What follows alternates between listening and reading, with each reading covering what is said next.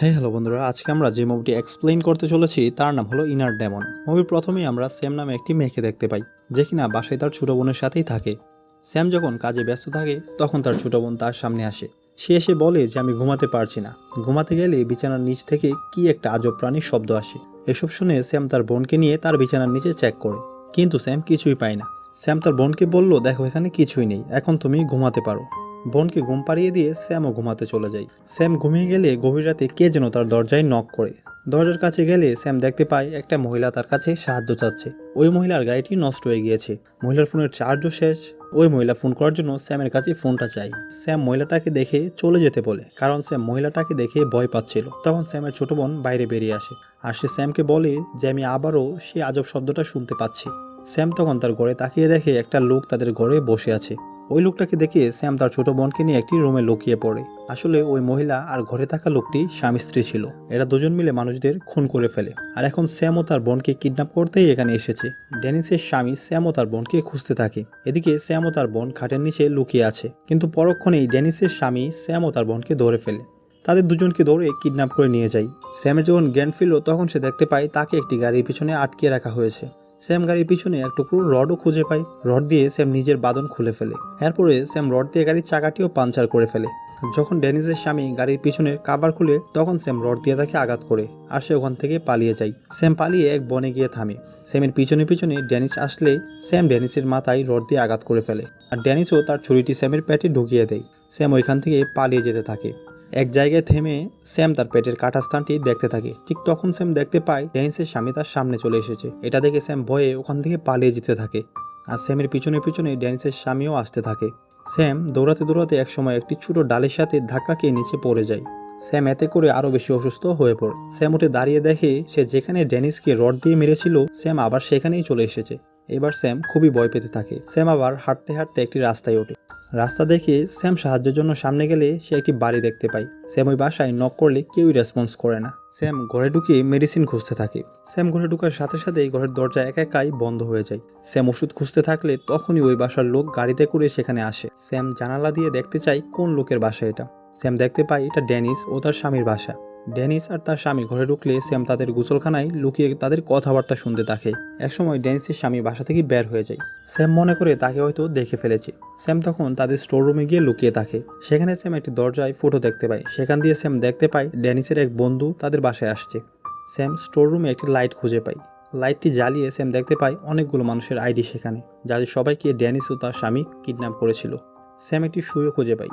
সেটার দ্বারা স্যাম তার কাটা পেট সেলাই করে নেয়। রাতে ডেনিস ও তার স্বামী ও তাদের বন্ধুরা মিলে প্রচুর মদ পান করে। একসময় মদ শেষ হয়ে গেলে তাদের মধ্যে হতে একজন মদ আনার জন্য স্টোর রুমের দিকে যায়।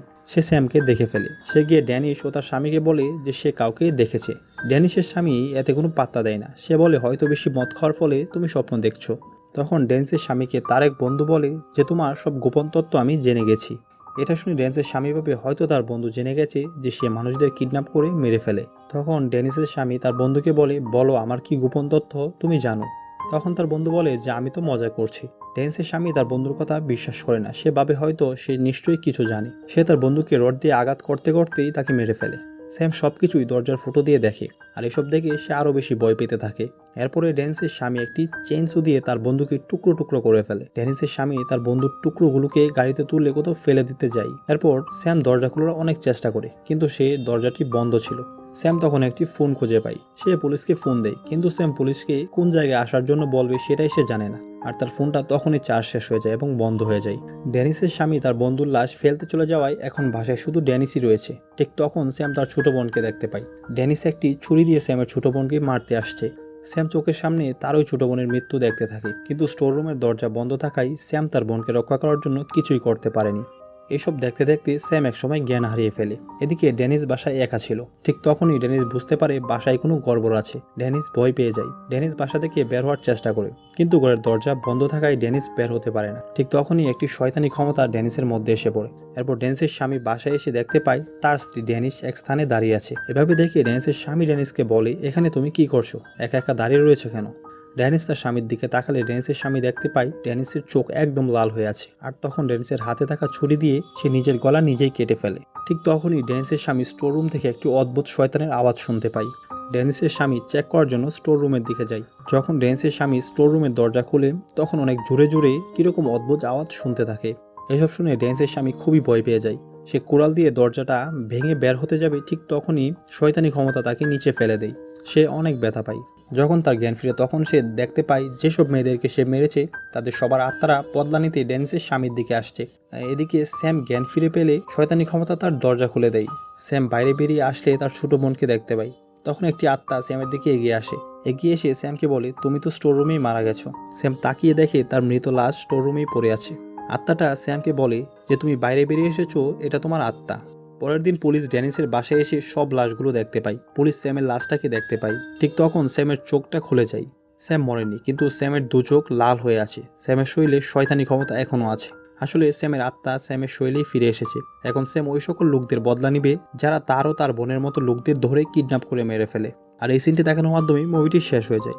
যদি মুভি এক্সপ্লেনেশনটি আপনাদের কাছে ভালো লাগে তাহলে চ্যানেলটি সাবস্ক্রাইব করে পাশে থাকা বেল আইকনটি বাজিয়ে দেবেন। ধন্যবাদ।